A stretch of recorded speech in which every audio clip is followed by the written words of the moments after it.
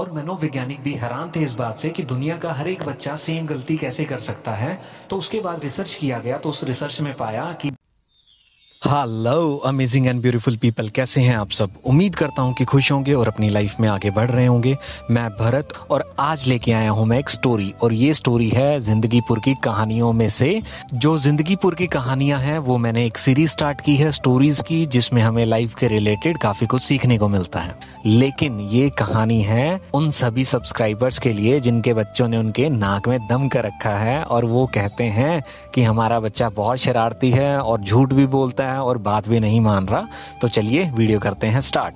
तो अपने बिलीव कुमार जी की वाइफ मिसेस बिलीव कुमार बहुत परेशान रहती है, क्योंकि उनका छोटा बेटा जो बिल्कुल छोटा सा है और बबलू नाम है उसका, उसने अपने घर वालों के नाक में कर रखा है दम। बहुत ही ज्यादा शरारती है, बहुत ही बदमाश है और अपने घर वालों को परेशान करके रखता है। तो एक दिन बबलू घर के अंदर आता है और आके बोलता है कि मम्मी आज तो गजब ही हो गया कि मैंने एक इतना बड़ा कुत्ता देखा कि जैसे कि हाथी हो।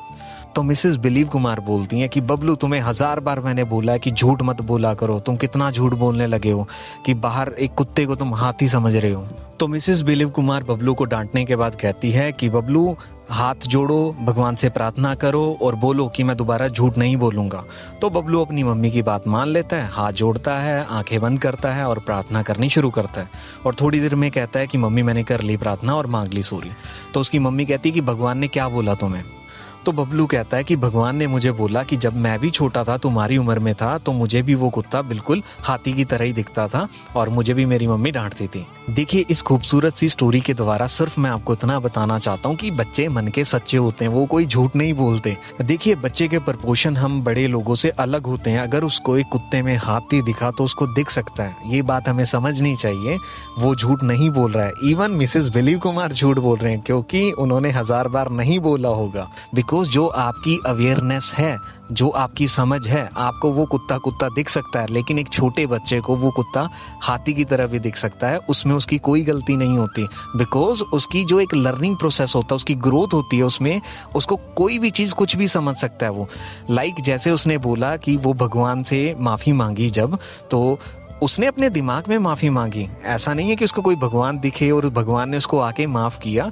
उसने अपना ही एक तर्क रखा, उसने अपनी ही बात की, अपने सेल्फ के साथ बात की। अगर उसको कुत्ते में हाथी दिखा तो दिखा, उसमें गलत क्या है। तो उसने सोचा कि भगवान को भी दिखा होगा, तो पॉसिबिलिटीज हैं, उसके माइंड में यही थॉट आया होगा। अगर आप एक छोटे बच्चे को इंसान की फोटो बनाने के लिए कहें, इंसान का स्केच बनाने के लिए कहें, तो वो एक सिर बनाएगा, 2 हाथ बनाएगा, 2 टांगे बनाएगा, वो बीच वाला जो पोर्शन होता है हमारा पेट, उसको खा जाएगा, उसको बनाएगा ही नहीं। और ऐसा नहीं है कि ये गलती सिर्फ एक ही बच्चा करता है या 2 बच्चे करते हैं। दुनिया का कोई भी बच्चा है, किसी भी कंट्री का बच्चा है, वो 2 हाथ बनाएगा, 2 पैर बनाएगा, एक सिर बनाएगा, लेकिन वो बीच वाला जो हिस्सा है पेट वाला, उसको ड्रॉ ही नहीं करता।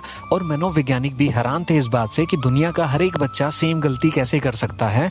तो उसके बाद रिसर्च किया गया, तो उस रिसर्च में पाया कि बच्चे की अवेयरनेस में वो पेट वाला हिस्सा होता ही नहीं है। उसको जो सिर दिखता है, 2 हाथ पैर दिखते हैं, उसकी अवेयरनेस में सिर्फ वो ही हिस्से होते हैं, बाकी स्टमक वाला हिस्सा नहीं होता। और जब आप छोटे थे तो आपने भी सेम गलती जरूर की होगी। तो मैं आपसे इतना ही कहना चाहूंगा कि छोटे बच्चे बड़े ही कोमल होते हैं, उनके ऊपर कोई चीज़ थोपनी नहीं चाहिए, उनको फ्लो में बढ़ने देना चाहिए। उनको आप चीज़ समझा सकते हैं, उनसे ज़बरदस्ती मनवा नहीं सकते, अदरवाइज आप उनको कैदी बनाते हुए जाएंगे, आप उनके ऊपर वो रिस्ट्रिक्शंस लगाते हुए जाएंगे, उनकी ग्रोथ को रोक देंगे। तो इससे बढ़िया है कि आप उनको ग्रो करने का टाइम दीजिए, उनको प्यार से चीज़ें समझाइए, उनको डांटिए मत। देखिए अगर आप चाहते हैं कि आपके बच्चे स्टडी करें, तो उससे पहले आपको खुद किताब उठा के बैठना होगा। आप सेल्फ लव की किताब उठाइए, लाइफ में ग्रोथ करने वाली किताब पढ़ सकते हैं आप लोग। किताबें पढ़ने से आपको भी बहुत कुछ सीखने को मिल जाएगा और आपके बच्चे के अंदर खुद ही एक मोटिवेशन आएगा कि मुझे भी लाइफ में आगे बढ़ना है, मुझे भी किताबें पढ़नी है। और आप चाहते हैं कि आपका बच्चा ज्यादा शरारतें ना करे, तो उसको कर लेने दीजिए, यही दिन है शरारत करने के। और आपको अपने घर में थोड़ा सा प्यार वाला माहौल रखना होगा, क्योंकि बच्चा वहीं से सीखता है। असली गुरु उसके माँ बाप होते हैं। तो आप अपने बच्चों की खुद ही ग्रोथ में हेल्प कर सकते हैं। और रिजल्ट्स आपको ऐसा नहीं कि 1 या 2 दिन में दिख जाएंगे, ये लॉन्ग पीरियड में आपको रिजल्ट्स दिखते हैं। और आप बाद में खुद का थैंकफुल होंगे, क्योंकि आपने अपने अंदर इतने चेंजेस लेके आए होंगे जिससे आपका बच्चा ग्रोथ कर सकता है। तो बच्चों के ऊपर कोई भी चीज़ मत थोपें और उनको कोई भी सलाह देने से पहले आप आप अपनी लाइफ में ज़रूर इम्प्लीमेंट कर लें, ताकि वो आप लोगों के एक्सपीरियंस से सीखे और अपनी लाइफ में ग्रोथ करें। लाइफ में सक्सेसफुल होने के साथ साथ उसको एक अच्छा इंसान बनना भी सिखाएं।